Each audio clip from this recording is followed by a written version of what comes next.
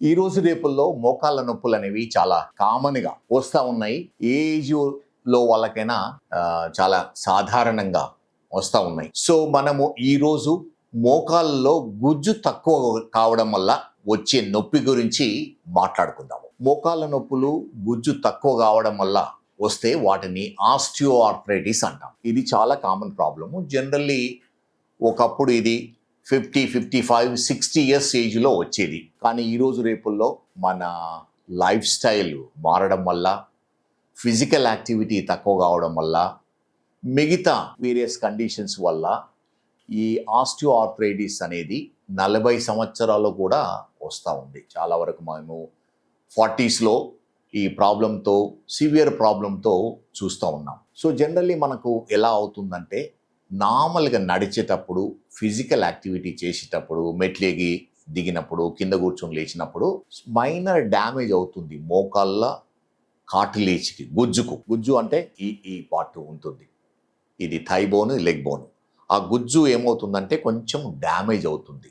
అది నార్మల్ పర్సన్స్లో ఎలా అంటే రిపేర్ అవుతుంది. డే టు డే యాక్టివిటీస్ వల్ల జరిగే డ్యామేజ్ను రిపేర్ చేయించుకునే శక్తి చాలామందికి ఉంటుంది. అయితే ఎవరికైతే ఆస్టియోఆర్థరైటిస్ ఉందో, ఎవరిలో అయితే ఈ ప్రీడిస్పోజిషన్ ఉందో, వారిలో ఈ రిపేర్ మెకానిజం అనేది ఫెయిల్ అవుతుంది. దానివల్ల ఏమవుతుందంటే ఈ day to day activities, minor injuries వల్ల ఉన్న డ్యామేజ్ రిపేర్ కాక డే బై డే అది ఇంక్రీజ్ అవుతుంది. అదే విధంగా గుజ్జు తరిగి వేర్ అండ్ టేర్ వల్ల బోన్ ఎక్స్పోజ్ అయ్యి, దానిపైన ఉన్న బోన్ ఎక్స్పోజ్ అయ్యి నొప్పి రావడానికి ఉంటుంది.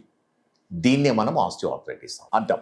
సో ఇది గుజ్జు కంప్లీట్గా అరిగిపోవడం వల్ల ఏమవుతుందంటే, ఈ గుజ్జులో నర్వ్ ఎండింగ్స్ ఉండవు, బ్లడ్ సప్లై ఉండదు. కానీ గుజ్జు అరిగిన తర్వాత దాని వెనకాల ఉన్న బోను నర్వ్ ఎండింగ్స్ ఉంటాయి, బ్లడ్ సప్లై ఉంటుంది. సో ఆ నర్వ్ ఎండింగ్స్ ఎక్స్పోజ్ కావడం వల్ల వెయిట్ పడి మనకు నొప్పి వస్తుంది. ఒక్కొక్కసారి బ్లడ్ వెసల్స్ కూడా కొంచెము ఓసారి బ్లీడింగ్ కూడా అవుతుంటుంది. సో ఇది జనరల్లీ ఎలా అంటే, ఇనిషియల్ స్టేజెస్లో నొప్పి, స్వెల్లింగు, కొంచెము లాంగ్ డిస్టెన్స్ వాకింగ్లో నొప్పి రావడము, మెట్లు ఎక్కి దిగడంలో నొప్పి రావడము ఇనిషియల్ సిమ్టమ్స్ ఉంటాయి. ఎగ్జామినేషన్ చేయడం వల్ల ఏమవుతుందంటే కొంచెము స్వెల్లింగు, కొంచెము ప్రెస్ చేస్తే నొప్పిగా ఉంటుంది. Initial x-rays maybe minor changes ఉంటాయి. ఇనిషియల్ స్టేజెస్లో ఎంఆర్ఐ స్కాన్ వల్ల మనకు తెలుస్తుంది ఎంత దాని థిక్నెస్ ఎంత అరిగిందనేది ఎంఆర్ఐ స్కాన్ వల్ల తెలుస్తుంది. ఇంకో ఇంపార్టెంట్ విషయం ఏంటంటే, చాలామంది నీ ఇంజురీస్ తర్వాత, స్పెషల్లీ 2 వీలర్ యాక్సిడెంట్స్ అయ్యి, ఫుట్బాల్ ఇంజరీ కానీ, క్రికెట్ ఇంజరీ కానీ, or any other badminton, tennis injury వల్ల ఏమవుతుందంటే నీ జాయింట్ ట్విస్ట్ అయ్యి ఏమవుతుంది, స్వెల్లింగ్, పెయిన్, నడవడంలో డిఫికల్టీ ఉంటుంది. వాళ్ళలో జనరల్ ఎలా ఉంటుందంటే, చాలాసార్లు చూస్తూ ఉంటాం, పేషెంట్స్ వెళ్ళి డాక్టర్ దగ్గరికి వెళ్తారు, ఎక్స్రే తీస్తారు డాక్టర్ గారు. ఆ ఎక్స్రేలో నార్మల్ ఉంటుంది, ఏమి ఫ్రాక్చర్స్ ఉండవు. కానీ ఈ పెయిన్ కానీ, ఈ సిమ్టమ్స్, స్వెల్లింగ్ కానీ, డిఫికల్టీ ఇన్ వాకింగ్ కంటిన్యూ అవుతుంది. ఓసారి గివింగ్ వే అంటాం, ఇన్స్టెబిలిటీ ఉంటుంది మెట్లు దిగడంలో. స్పెషల్లీ ఎవరికైతే ఈ ఇంజురీస్ అయ్యి ఎక్స్రేస్ నార్మల్గా ఉన్నాయో, తర్వాత కంటిన్యూగా ఈ సిమ్టమ్స్ ఉంటే more than maybe week, 2 days, 2 weeksకు కంపల్సరీగా ఎంఆర్ఐ స్కాన్ చేసుకోవాలి. ఎందుకంటే అది బోన్ ఫ్రాక్చర్ కాదు, మోస్ట్ లైక్లీ కార్టిలేజ్ కానీ, లిగమెంట్ కానీ డ్యామేజ్ ఉంటుంది. కార్టిలేజ్ అంటే మెనిస్కస్ అంటాం, 2 ఉంటాయి, మీడియల్ మెనిస్కస్, లేటరల్ మెనిస్కస్ అని. ఆరు లిగమెంట్స్ ఉంటాయి, ముందు ఉన్నది ఏసీఎల్ అంటాము, వెనుకలో ఉన్నది పీసీఎల్ అంటాము. మోస్ట్ ఆఫ్ ది టైము ఈ కార్టిలేజ్ డ్యామేజ్ కానీ, లిగమెంట్ డ్యామేజ్ కానీ, ఆర్ జాయింట్ సర్ఫేస్ డ్యామేజ్ కానీ ఉంటుంది. ఇది ఎక్స్రేలో మనము తెలుసుకోలేము. అందుకని ఎంఆర్ఐ స్కాన్ చాలా ఇంపార్టెంట్.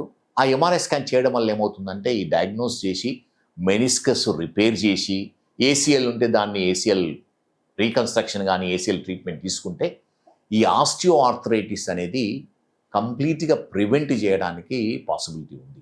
ఎవరైతే ఈ ట్రీట్మెంట్ తీసుకోకుండా అలానే కంటిన్యూ అవుతారో, ఈ పెయిన్ ఇవన్నీ కొన్ని రోజుల తర్వాత పెయిన్ కూడా తక్కువ అవుతుంది, కానీ వాళ్ళకు సిమ్టమ్స్ ఉంటాయి ఆన్ అండ్ ఆఫ్. సో కొన్ని సంవత్సరాల తర్వాత, మేబీ 5-10 years తర్వాత వాళ్ళకు ఆస్టియోఆర్థరైటిస్ ఉంటుంది. ఎందుకంటే ఈ మెనిస్కస్ అనేది స్ప్రింగ్ యాక్షన్, అంటే మనము నార్మల్ యాక్టివిటీస్ స్ప్రింగ్ యాక్షన్, మన వెయిట్ పడడం వల్ల ప్రొటెక్ట్ చేస్తుంది జాయింట్ను. అదేవిధంగా లిగమెంట్స్ అనేది అబ్నార్మల్ మూమెంట్ లేకుండా జాయింట్ను ప్రొటెక్ట్ చేసి స్టెబిలిటీ ఇస్తుంది. ఈ ఫంక్షన్ పోవడం వల్ల ఏమవుతుందంటే తొందరగా ఎర్లీ ఏజ్లో ఆర్థరైటిస్ రావడానికి ఛాన్సెస్ ఉన్నాయి. మేము ఎవరిలో అయితే ఈ 30s, late 30s, 40sలో 40 years of ఏజ్లో ఆస్టియో ఆర్థరైటిస్ చూస్తూ ఉంటామో మోస్ట్ ఆఫ్ ది టైమ్ ఇదే రీజన్ ఉంటుంది. అందుకని ఇది చాలా ఇంపార్టెంట్. ఎవరైతే ఈ ఇంజురీస్ ఉండి సిమ్టమ్స్ కంటిన్యూ అయితే ఎంఆర్ఐ స్కాన్ తీసుకొని దానికి అప్రాప్రియేట్ ట్రీట్మెంట్ తీసుకుంటే దాన్ని ప్రివెంట్ చేయడానికి వీలవుతుంది. అండ్ చాలామంది అడుగుతారు ఏమని, సార్ గుజ్జు ఇంప్రూవ్ చేయడానికి ఎటువంటి యాక్టివిటీస్ చేయాలి, ఎటువంటి ఆహారం తీసుకోవాలి? ఈ గుజ్జు ఇంప్రూవ్ కావాలంటే బెస్ట్ మెడిసిన్ ఈజ్ ఎక్సర్సైజ్.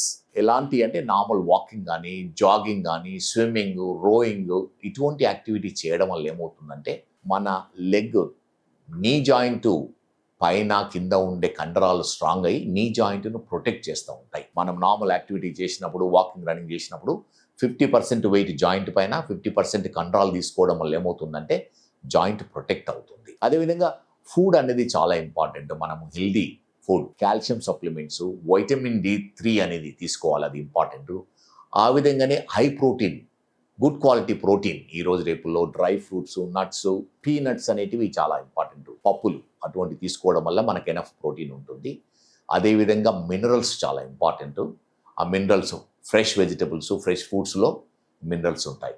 ఇటువంటి హెల్దీ ఆహారం తీసుకోవడం వల్ల మనకు సరిపోయిన న్యూట్రియంట్స్ ఈ జాయింట్కి దొరుకుతున్నాయి. దానివల్ల కొంతవరకు ఇది ప్రివెంట్ చేయడానికి వీలవుతుంది.